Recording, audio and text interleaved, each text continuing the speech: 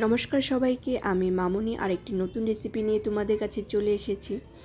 আজকে যে রেসিপিটা তোমাদের সাথে শেয়ার করব সেটা বাচ্চা বড় যে কেউ সেটার প্রেমে পড়ে যাবে।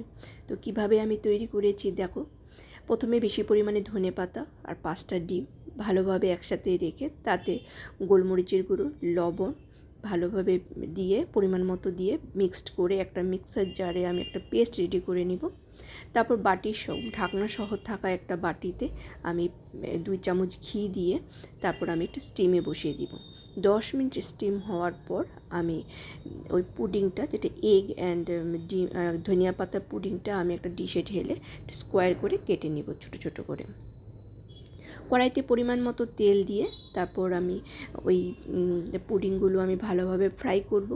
ফ্রাই করে তুলে নিব। তারপর ওই তেলেই আমি গোটা গরম মশলা, তেজপাতা, শুকনো লঙ্কা আর 5-6 রুয়া রসুন আমি ফোড়ন দিয়ে তারপর একটা পেস্ট দিব। পেস্টে আমি ধনিয়ার গুঁড়ো, জিরের গুঁড়ো, হলুদের গুঁড়ো, লঙ্কার গুঁড়ো আর পরিমাণ মতো লবণ আর জল দিয়ে ওই পেস্টটা আমি রেডি করে দিয়ে দিব।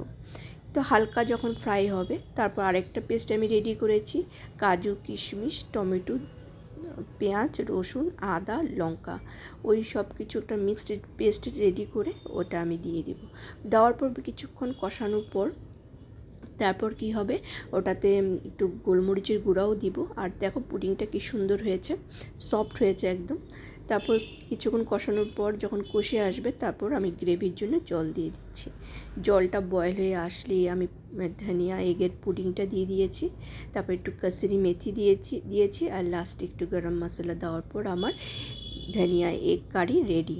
তো লাস্টে একটু আমি ফ্রেশ ক্রিম দিয়ে গার্নিশ করেছি। তো কেমন হয়েছে আইটেমটা তোমরা আমাকে অবশ্যই জানাবে।